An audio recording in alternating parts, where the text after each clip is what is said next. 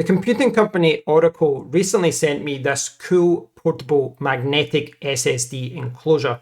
It's compatible with all popular mobile and desktop operating systems, so you can use it with your mobile phone, with your tablet, with your laptop, or with a desktop PC.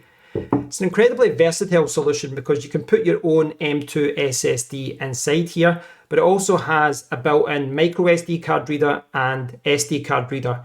And the main connection here is a 10 gigabits per second connection, which means that Apple iPhone Pro users can use this as an external SSD to record videos using the high-quality Apple ProRes video codec.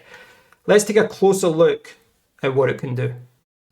Available in black, blue and green, the Orico AP42F magnetic enclosure is available in Amazon stores around the world. It's an affordable solution, usually retailing at between 20 to 30 bucks.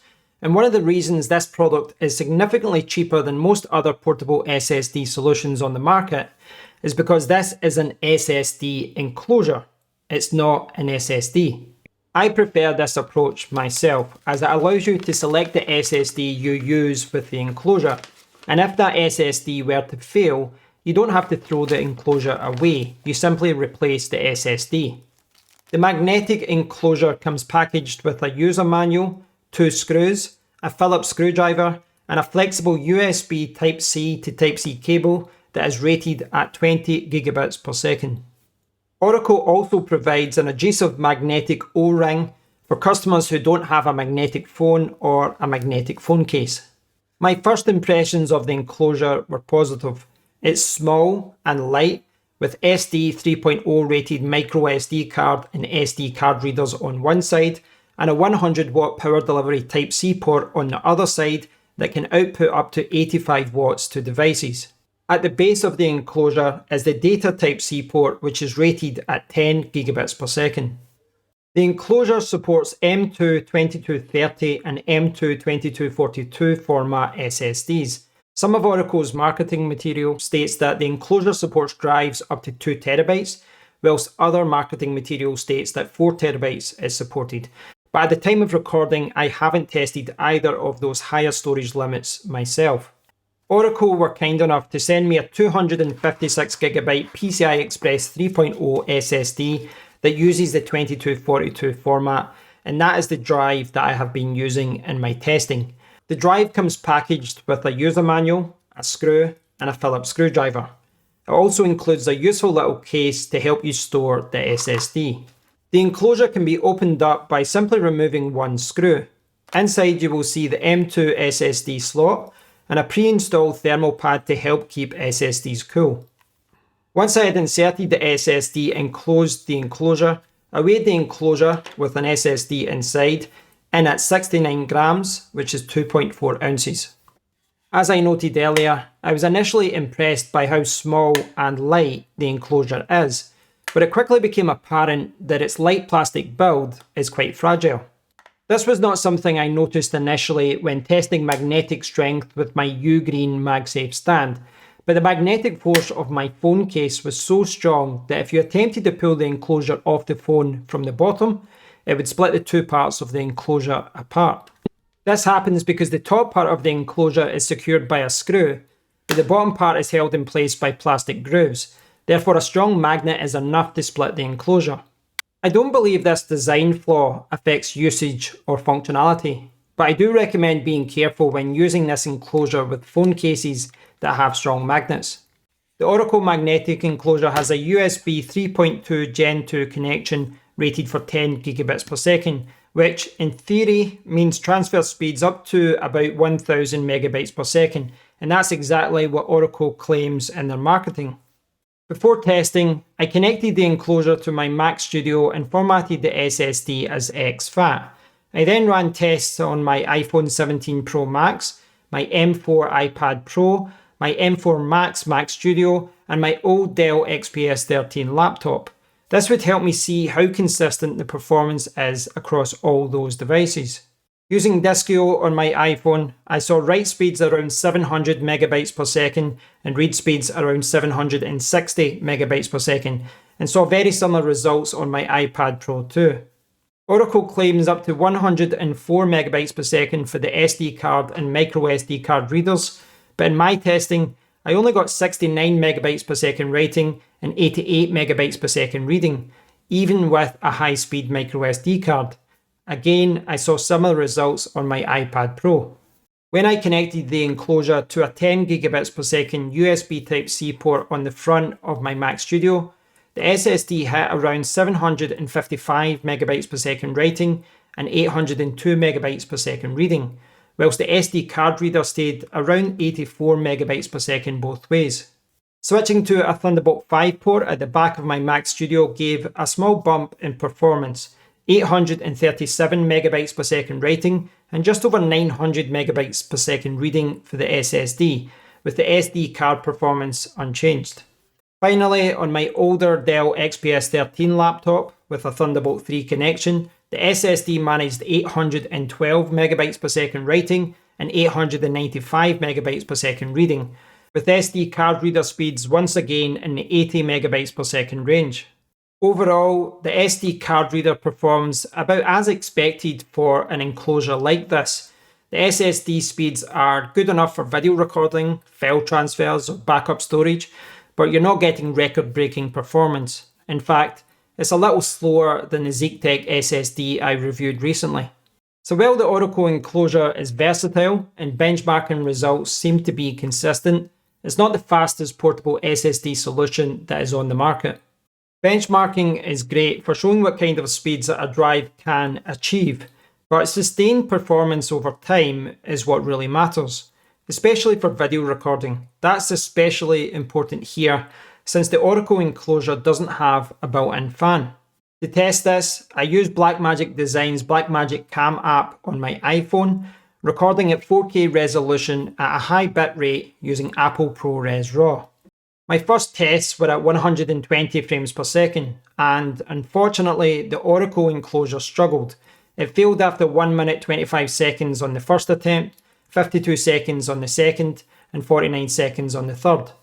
At 60 frames per second, recording stopped at 37 seconds. Recording at 24 frames per second worked fine, but bumping up to 30 frames per second caused another failure, this time after 3 minutes and 44 seconds. For comparison, the Zike SSD I tested recently had no issues recording at 30 frames per second, but it did struggle with 60 frames per second, failing after just a few seconds, and even after letting the drive cool down for a minute, I still couldn't record past 50 seconds.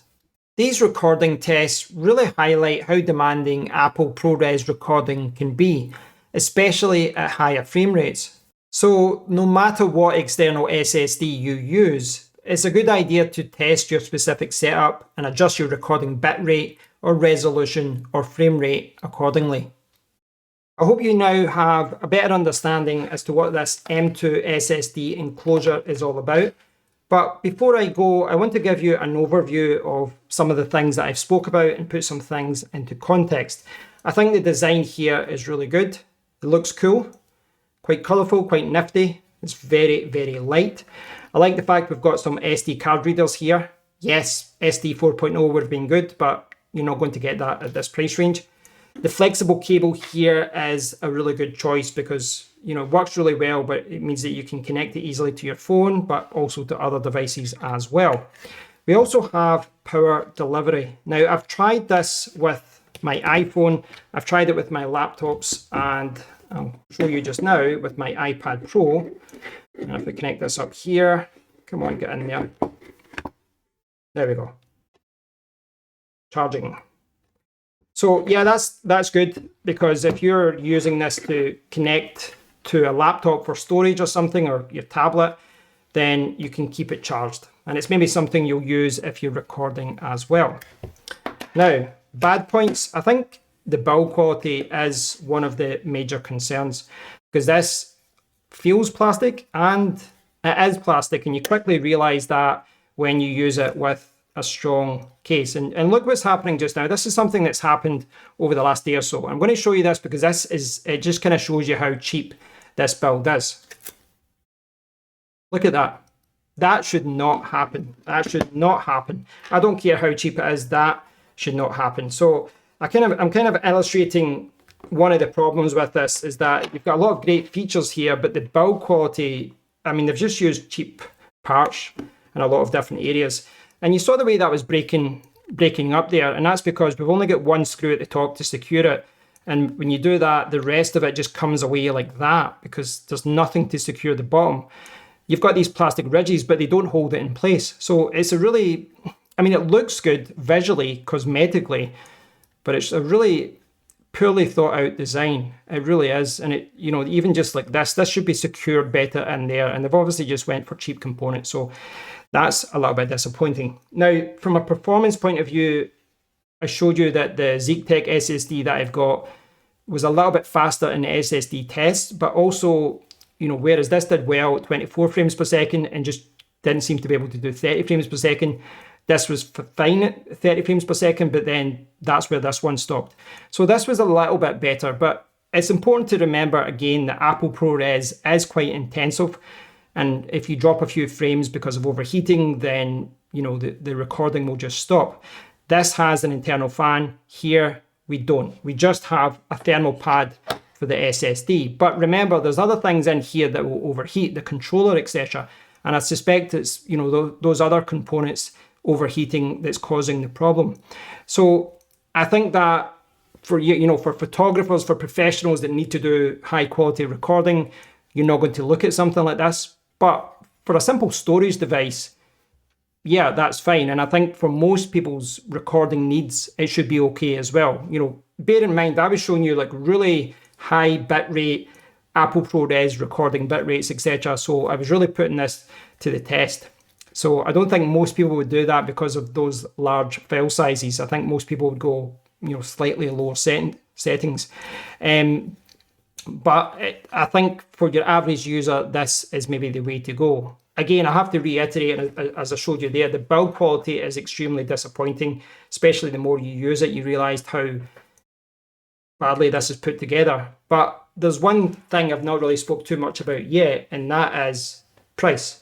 This normally sells for about 25 bucks, and you can get like, what is it, 256 for about 30 bucks. You can get a 512 gigabyte SSD for like 50 bucks. So you can get a really cheap SSD solution with this because it does support custom SSDs. And that's something I like. You're going to spend a lot more money with solutions like this that become, you know, they come pre-packaged or pre-configured with an internal SSD. And that's good, but it does mean that you have to pay for it.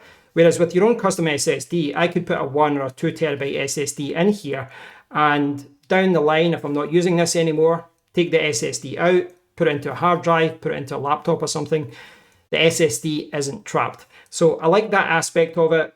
Obviously, lots of questions about the build quality, but it's 25 bucks. So really, you get what you pay for here. But it is an interesting product overall, I think. And I think a lot of people will be interested in it. It's starting to become a crowded market, though, this whole, you know, portable SSD. There's a lot of good solutions out there. This is definitely on the cheaper end, and that's why I think a lot of people might be attracted to this. So I hope you've enjoyed the video. I hope I've showed you everything that this can do. If you've got any questions, please do post a comment below. If you found the video useful, thumbs up, subscribe, and until next time, take care.